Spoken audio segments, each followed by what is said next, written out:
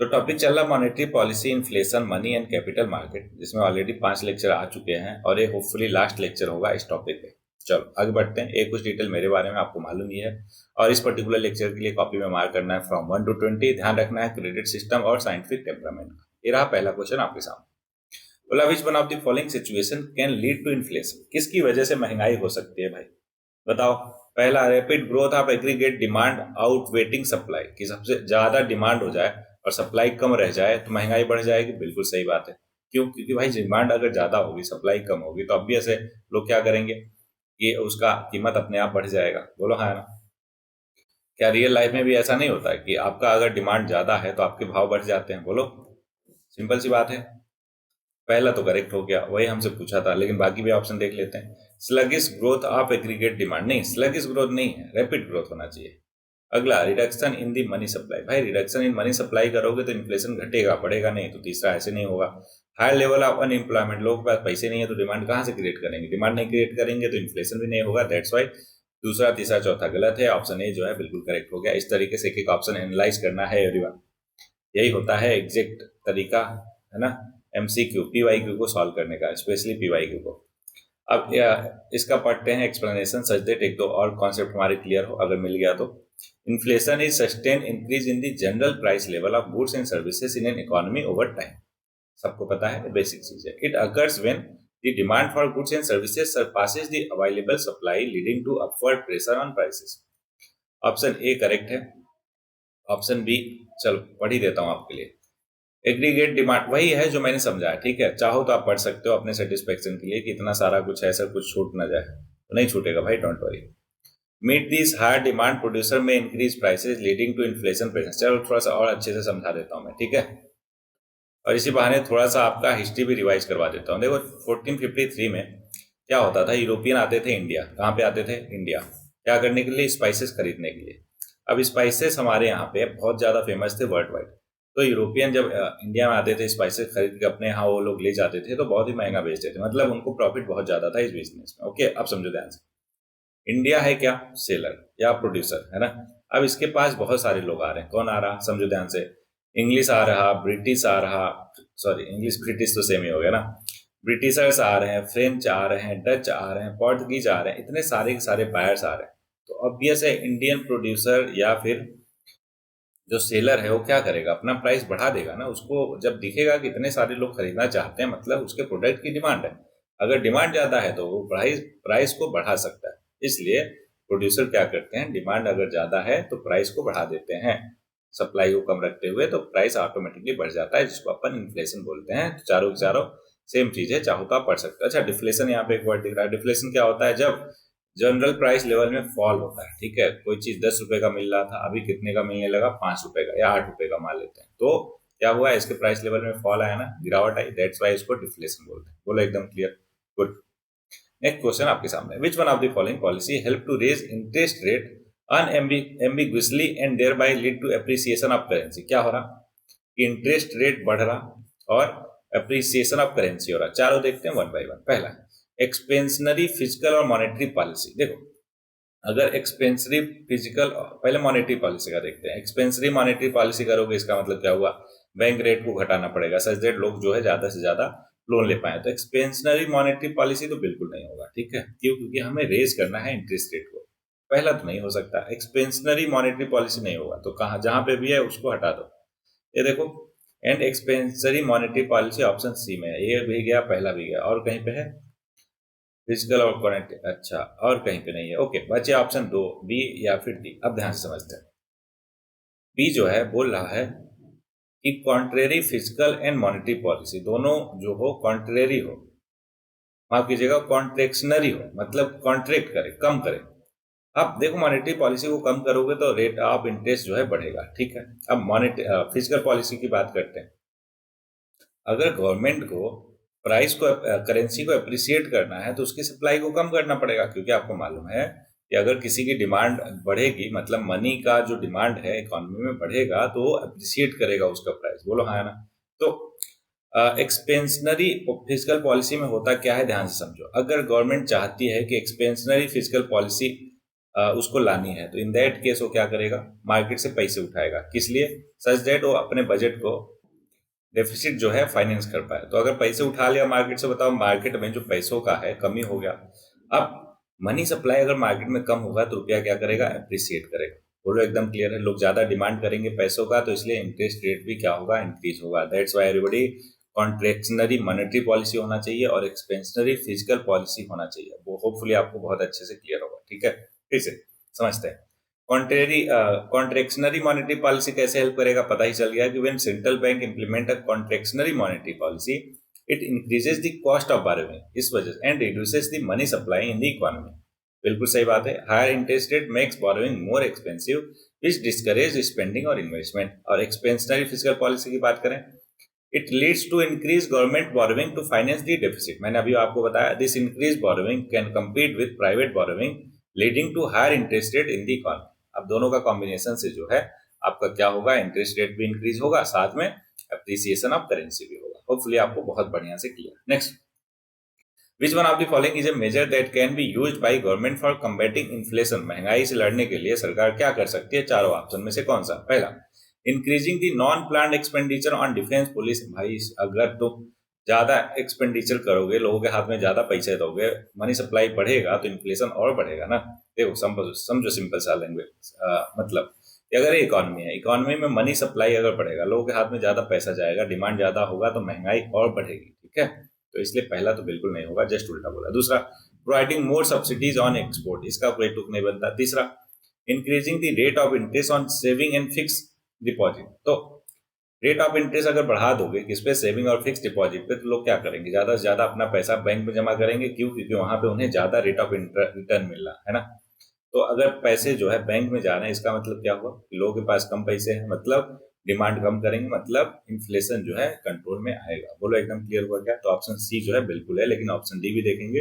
Reduction in cash reserve ratio, भाई अगर CRR में रिडक्शन करोगे, बैंक के पास ज्यादा पैसा बचा तो क्या करेगा, लोन ज्यादा सस्ता रहेगा, मतलब कम रेट पे रहेगा, लोग ज्यादा लोन उठाएंगे और खर्च करेंगे, तो इन्फ्लेशन और बढ़ेगा ना कि घटेगा। तो चौथा बिल्कुल नहीं होगा, करेक्ट ऑप्शन है एवरीबॉडी सी होगा। होपफुली एक एक किसको ऑप्शन को उठा के हमने एनालाइज करके आपको क्लियर किया, तो आपको भी ये सारा कुछ अच्छे से होगा क्लियर।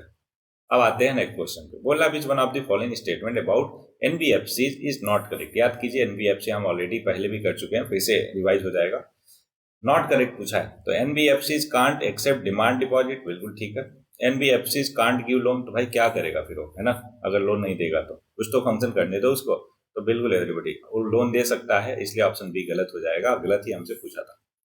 और बाकी भी आपने फैक्चुअल क्लैरिटी के लिए देखते हैं कि NBFC can not issue cheque drawn on themselves, बिल्कुल सही बात है। NBFCs cannot offer deposit insurance facility of deposit insurance और credit guarantee cooperation, बिल्कुल ठीक है एवरीबॉडी। NBFC नहीं कर सकता, तो क्या कर सकता है वो, लोन दे सकता है, इसलिए करेक्ट ऑप्शन बी हो जाएगा। ठीक, wide range of financial service offer करता है एनबीएफसी, जैसे इंक्लूडिंग लोन देना टू इंडिविजुअल और बिजनेस को। One of the primary function of NBFC is to lend money to borrowers.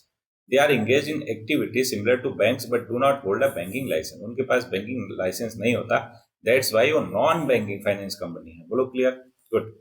वो एक्सेप्ट कर सकते हैं डिपॉजिट, इशू चेक और offer various financial services including landing.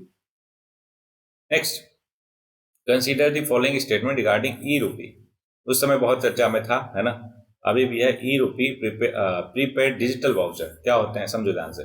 तीन स्टेटमेंट है, करेक्ट पूछा है। पहला, द मैक्सिमम अमाउंट ऑफ ई रूपी इज रुपीज 1 लाख, बिल्कुल ठीक है। बेनिफिशियरी कैन रिसीव ई रूपी without having a bank account, ये भी एकदम ठीक है। टू रिसीव ई रूपी on mobile phone, beneficiary need a smartphone with an internet connection, है बिल्कुल गलत है। क्यों, एवरीबडी ये वाउचर है, डिजिटल वाउचर है, ठीक है। तो कीपैड वाला जो फोन होता है ना, जिसमें इंटरनेट नहीं चलता, या फिर कीपैड वाला समझो, मतलब मैसेज आया जाए जा सके ऐसा वाला फोन, तो उसमें जो है उसको भी आप यूज कर सकते हो ई रूपी वाउचर के लिए, डिजिटल वाउचर के लिए। ओके, तो इसलिए तीसरा गलत, तीसरा गलत, तीसरा गलत, तो करेक्ट आंसर हो गया पहला और दूसरा ऑप्शन है। एकदम क्लियर है क्या। ओके, कुछ और इन्फॉर्मेशन इसके बारे में जानते हैं, ध्यान दीजिएगा कि ई रूपी एक कैशलेस और contactless method for digital payment. It is quick response code और SMS string based e voucher. क्या है, SMS string based e voucher या फिर क्यूआर कोड है। which is delivered to the mobile of the user. The user will able to redeem the voucher without needing a card, digital payment app या फिर internet banking access. It connects to the sponsor of the services with the beneficiary and services provider in a digital mode without any physical interference. पहला सही, दूसरा सही, तीसरा गलत. मैंने आपको समझा दिया सारा कुछ. नेक्स्ट, अब आप यहाँ पे आ गया जो पिछले वाले लेक्चर में मैंने आपको बोला था ना, M1, M2, M3, M4 को डिटेल में मैं बताऊंगा. यहाँ पे आ गया, बोला which one of the following forms of money supply is consider as the most widely use in the Indian monetary policy. तो ये है एवरीबॉडी करेक्ट आंसर. नहीं, क्या बोला कि form of money supply is consider as the most widely use in Indian monetary system. हाँ, बिल्कुल सही पढ़ा. तो ऑप्शन सी है एवरीबॉडी. ये जो ब्रॉड मनी M3 होता है ना, वो मोस्ट वाइडली यूज किया जाता है. ठीक है, अभी M1, M2, M3 क्या होते हैं ध्यान से समझ लो. ठीक है, ये क्या है, कैटेगराइज कर दिया हमने मनी को. कैसे? इन 4 फॉर्मेट में, M1, M2, M3, M4 में. अच्छा, एक M0 भी होता है. क्या कमेंट करके M0 बता सकते हो क्या होता है? पहला M1 क्या, कि करेंसी, जितने भी करेंसी है सर्कुलेशन में हमारे इकोनॉमी में, चाहे नोट्स हुआ चाहे कॉइन हुआ, सबको मिला दो, है ना. तो total currency plus demand deposit in bank, net demand deposit held by commercial bank, इन दोनों को मिला दो तो बन जाता है M1. M2 क्या होता है? M1 तो है ही, साथ में सेविंग डिपॉजिट पोस्ट ऑफिस में जो है वो saving bank, post office saving bank में जो सेविंग डिपॉजिट है उनको मिला दो तो M2 बन गया. M3 क्या हुआ? अब M1 में ध्यान है, M1 में, M2 में नहीं, M1 में ऐड करो आप net time deposit of commercial bank. Commercial bank में जो नेट टाइम डिपॉजिट किया है आपने उसको मिला दो तो क्या बन गया? M3. और M4 क्या है? और यही M3 जो है मोस्ट वाइडली यूज मनी है. M4 क्या है? M3 हो गया. और उसके साथ total deposit with post office saving organisation excluding national saving certificate. National saving certificate को हटा के जितना भी सेविंग है ना किसमें, पोस्ट ऑफिस में, उन सबको मिला लो. और M3 जो था वो तो है ही. ठीक है, तो ये M4 सारा का सारा मनी आ गया आपके पास.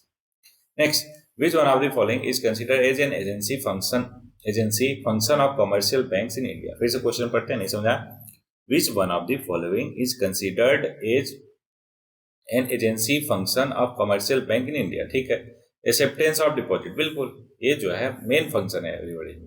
क्या है? मेन फंक्शन है किसी भी कमर्शियल बैंक का, क्या करना? डिपॉजिट को एक्सेप्ट करना. ठीक, बाकी सब जो है वो मेन फंक्शन नहीं है, मतलब फंक्शन है बट मेन फंक्शन नहीं. Bank refer to financial institution where we deposit our saving, withdraw our money in case of emergency and take loan. The banker is under obligation to repay the money to the depositor as and when demanded by the depositor. The depositor can withdraw his money through checks, drafts, etc. The agency function can be divided under the following heads. क्या क्या? Accepting his deposit, commercial bank accept deposit from their customer. Next question है, the percentage by which the money the borrower pay back exceed the money that was borrowed is called as. क्या बोलते हैं उसको? मतलब समझो कि जो money उसने लिया, percentage by which the money the borrower pay back exceed the money that was borrowed is called. देखो, मनी लिया उसने, बैंक में गया, उसने कहा कि भैया हमको लोन चाहिए. उसने कहा लो ये 100 रुपये तुम्हें जो है 5 दिन बाद लौटाना है 105 रुपये. तो उसने 105 रुपये लौटा दिया. तो ये जो 5% का है ना इंक्रीज लौटा है, क्या है? इसको एक्चुअल में नॉमिनल इंटरेस्ट रेट बोलते हैं. क्या बोलते हैं? Nominal interest rate. अच्छा, नॉमिनल और रियल में याद करो, आपको मालूम ही होगा रियल क्या होता है. एक बेस ईयर से कंसीडर करते हैं, मतलब जिसमें इन्फ्लेशन इंक्लूड नहीं होता, लेकिन नॉमिनल में इन्फ्लेशन भी इंक्लूड होता है. बोलो एकदम क्लियर शाबाश. तो देख लेते हैं 1 by 1 सारा कुछ. बी ऑप्शन सही है. Nominal interest rate refer to percentage by which the money the, वही सेम चीज जो ऑप्शन में लिखा था. It represents the explicit cost of borrowing और रिटर्न ऑफ द लैंडिंग. अब बाकी भी देख लेते हैं जो ऑप्शन में थे. बैंक रेट क्या होता है? Discount rate. अभी ऊपर हमने देखा था किसी न किसी क्वेश्चन में, आई थिंक पिछले लेक्चर में, कि डिस्काउंटेड रेट या फिर base rate is the rate at which central bank lend money to the commercial bank. कौन? सेंट्रल बैंक कॉमर्शियल बैंक को जो देता है लोन, उसको बैंक रेट पे देता है. It is use as a tool by central bank to control money supply and influence interest rate in the economy. अगला, real interest rate refer to the nominal interest rate adjusted for inflation. मैंने बोला ना, adjusted for inflation. और terms of credit क्या होता है? Generally refer to the condition and terms under which credit is extended including repayment period, interest rate, collateral requirements and other related terms. ये चारों hopefully आपको सारे टर्म क्लियर हो गए. कैश रिजर्व रेशियो क्या है? आपको पता है कि आरबीआई अपने पास कुछ कैश रखती है हर एक बैंक का, और उस पर कोई भी इंटरेस्ट नहीं देती, उसको कैश रिजर्व रेशियो बोलते हैं. तो किसका परसेंटेज रखती है? Time net demand and time deposit liability का, एनडीटीएल का। तो share of NDTL that banks have to hold as a liquid asset, नहीं बैंक नहीं होल्ड करेगी, वो आरबीआई के पास देगी। The share of NDTL that banks have to hold as balance with the RBI, बिल्कुल सही है। और कैश के फॉर्म में अगर ऐसा कुछ है तो ज़्यादा हो जाएगा। The share of NDTL that banks have to hold as part of their cash reserve, that banks have to hold, नहीं बैंक जो है अपने पास नहीं आरबीआई के पास रखेगा। तो ऑप्शन बी जो है बिल्कुल एक्यूरेट लग रहा। यहाँ पे कैश भी बोल देता तो ज्यादा बेहतर होता। तो मालूम है आपको, आगे बढ़ते हैं। पूरा consider the following statement about a joint stock company. क्या ध्यान रहे? Joint stock company. अभी हमने लिमिटेड लाइबिलिटी कंपनी देखा था, है ना। It has a legal existence, एकदम ठीक है। There is limited liability of share holder, ठीक है। It has a democratic management, पता नहीं। It has a collective ownership, ये भी ठीक है। पहला दूसरा तो पक्का लग रहा है, लेकिन चौथा है ना, और तीसरे में डाउट है कि हो सकता है, नहीं भी हो सकता। तो या तो इसका ऑप्शन ए होगा या तो डी होगा, है ना। तो मुझे जहां तक लगता है कि it has a collective ownership, joint stock company तो होना चाहिए। पहला दूसरा तीसरा जो है चारों के चारों होने चाहिए। देखते हैं गलत होगा, नहीं सही हो गया। ऐसा क्यों? क्योंकि ऑब्वियस है डेमोक्रेटिक प्रोसेस होना भी चाहिए, और साथ में तीसरा और चौथे पे डाउट था तो उसी को देखते हैं। पहला दूसरा तो क्लियर था। एक ज्वाइंट कंपनी जो है collectively own by its share holder, मतलब भले ही वो क्या है, एक सेपरेट एंटिटी है, लेकिन कलेक्टिवली किसके द्वारा होल्ड किया जाता है? Share holder, who contribute capital to the company in exchange for shares, और वोटिंग राइट और elect a board of director to oversees the company's operation. क्या है? सबके सब democratic process. Next, which one of the following statement about exchange traded fund is not correct? ध्यान रहे, exchange traded fund के बारे में करेक्ट नहीं है। क्या? चारों के चारों। It is marketable security, okay. It experiences price change throughout the day, ठीक है। It typically has lower daily liquidity and higher fees than mutual fund share. आगे, it an ETF does not have the net asset value calculated once at the end of every day.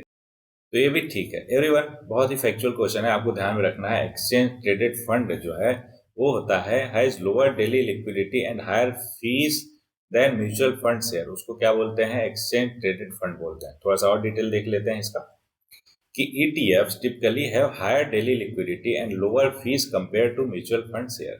ETFs are designed to be traded on stock exchanges throughout the day, similar to individual stocks, which provided investor with liquidity and the ability to buy or sell share at market prices. Additionally, ETFs often have lower expenses ratios compared to mutual fund, making them a cost-effective investment option for many investors. क्या है इसको? क्या बोलते हैं everybody? Exchange traded fund.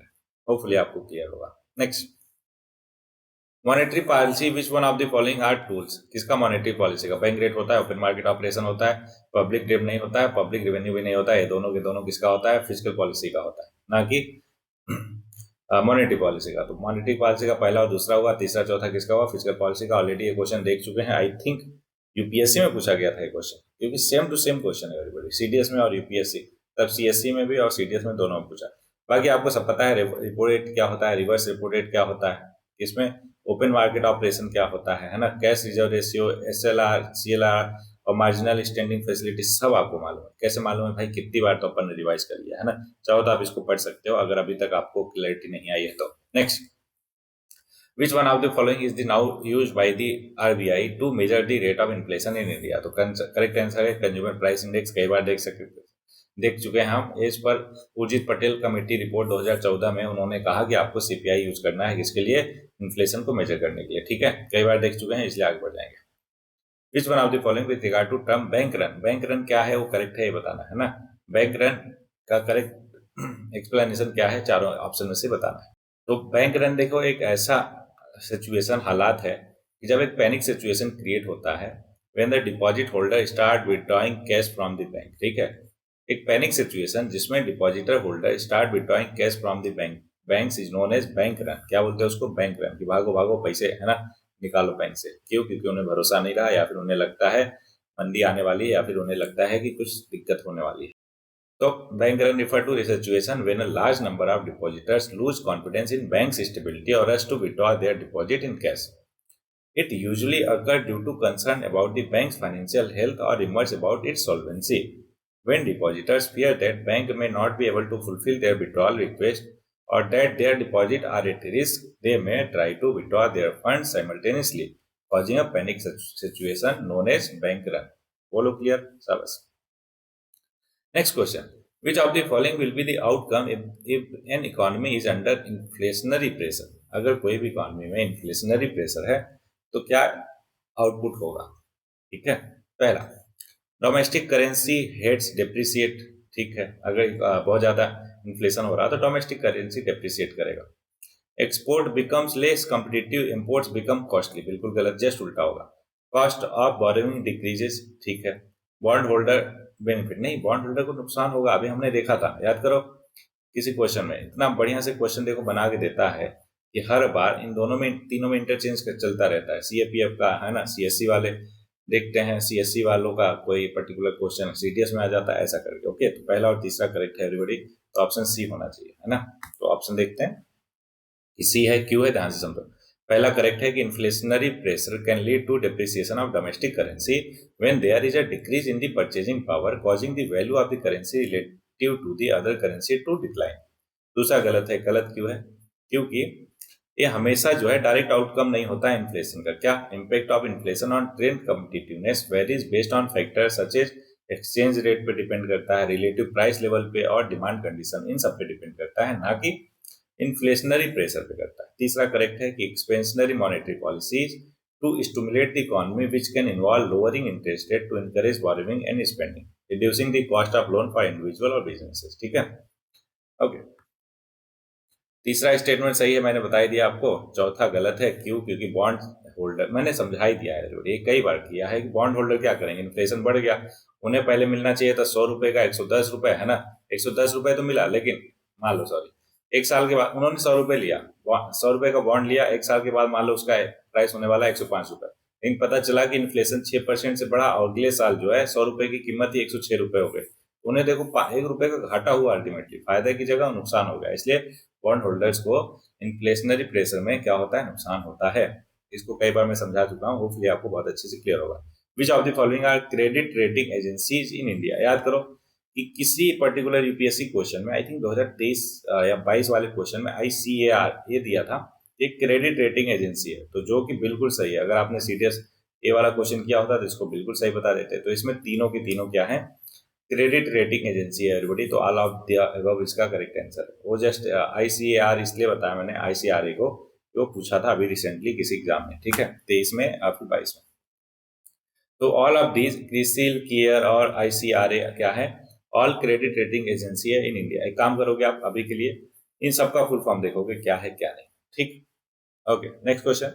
With Which of the following statement is true with respect to Phillips curve? Phillips curve के बारे में तीनों में से करेक्ट कौन सा है बताना है. पहला, it shows the trade off between unemployment and inflation. बिल्कुल सही बात है. अनएम्प्लॉयमेंट और इन्फ्लेशन के बारे में बताता है. The downward sloping curve of Phillips curve is generally held to be valid only in the short run. तो बिल्कुल सही बोल रहा है एवरीबॉडी, शॉर्ट रन के लिए ही वैलिड है, अगर लॉन्ग रन में देखा जाए तो वैलिड नहीं होता. तीसरा, in the long run Phillips curve is usually thought to be horizontal at the non accelerating, NAIRU बोलते हैं इसको, है ना, non accelerating inflation rate of unemployment, जो कि बिल्कुल गलत बोल रहा है, लॉन्ग रन में नहीं होता. ओवरऑल ये तीसरा स्टेटमेंट गलत है, पहला दूसरा सही, तो ऑप्शन हो गया सी. अब तीसरा गलत क्यों है उस पर ज्यादा फोकस करेंगे, क्योंकि पहला दूसरा जेनरिक है और वो आसान. तो तीसरा देखो, Nehru represents the level of unemployment eight which inflation remains stable. Inflation in क्या है, स्टेबल है, और जो एम्प्लॉयमेंट रेट है वो बहुत ज्यादा है. In the long run the Phillips curve में शिफ्ट वर्टिकली, कैसा वर्टिकल हो जाता है, rather than being completely horizontal, indicating that unemployment can have different equilibrium level at different inflation rates.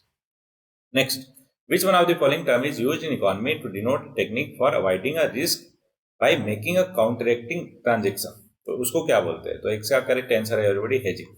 Hedging एक फिनोमिना होता है, ये देख सकते हो आप.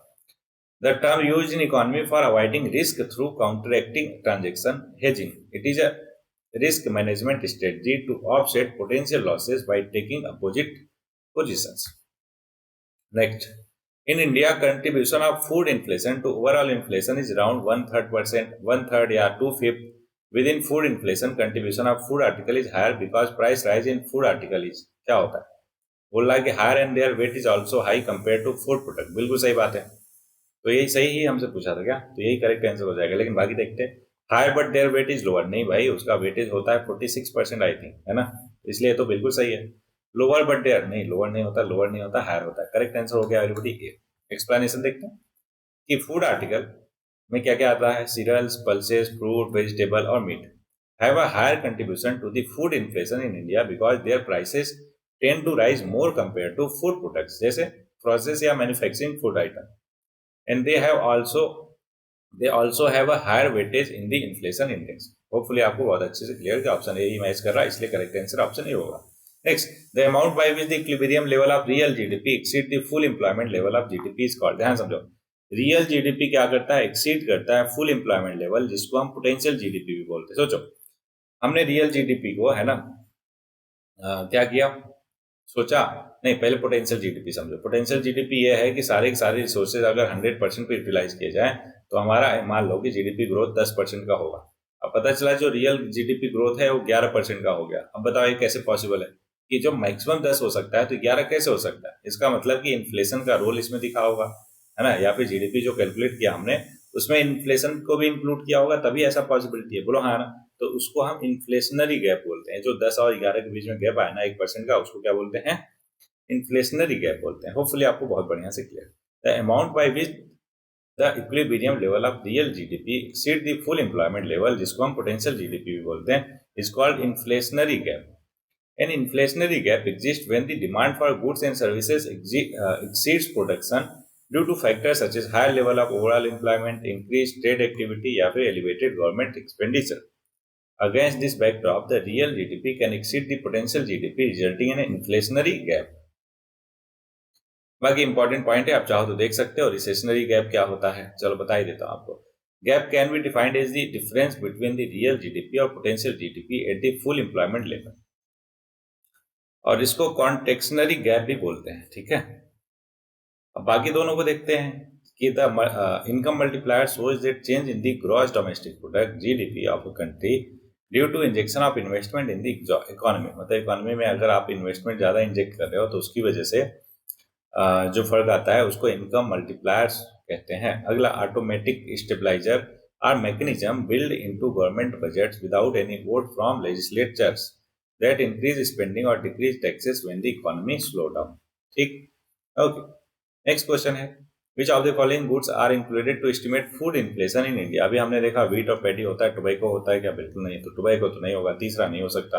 आंसर हो गया पहला, दूसरा और चौथा। ऑप्शन डी जो है करेक्ट आंसर है इसका। ठीक, तो एवरीबॉडी इस पर्टिकुलर लेक्चर में इतना ही था। होपफुली सारा कुछ आपको क्लियर हो, कहीं पे डाउट क्वेरी परेशानी ना हो। अगर रहा है, अगर होगा भी तो आपको कमेंट करना है, उसको क्लियर करना है। ध्यान है जिसका साइंटिफिक टेम्परामेंट का। ओके, चलो आज के लिए है 2 लाइन, जैसा कि आपको रहता है लास्ट में मेंस के लिए, साथ में अपने जीवन की पहिया को चलाने के लिए बेहतर वे में। तो आज के लिए दुष्यंत कुमार जी का कहना है कि मत कहो आसमान में धुंध है, कि मत कहो आसमान में धुंध है, एक किसी की निजी उड़ान के खिलाफ साजिश है। होपफुली आपको अच्छे से समझ में आया होगा ये, है ना। तो जरूरी नहीं कि हर एक 2 शेर व शायरी को एक्सप्लेन किया जाए। कुछ टाइम पे जो ओरिजिनल शेर व शायरी होते हैं ना, तो उसको एक्सप्लेन करना उनके खिलाफ नाइंसाफी होती है। इसलिए होपफुली आपको समझ आया हो। मिलते हैं किसी नए लेक्चर में, तब तक के लिए पढ़ते रहिए, आगे बढ़ते रहिए।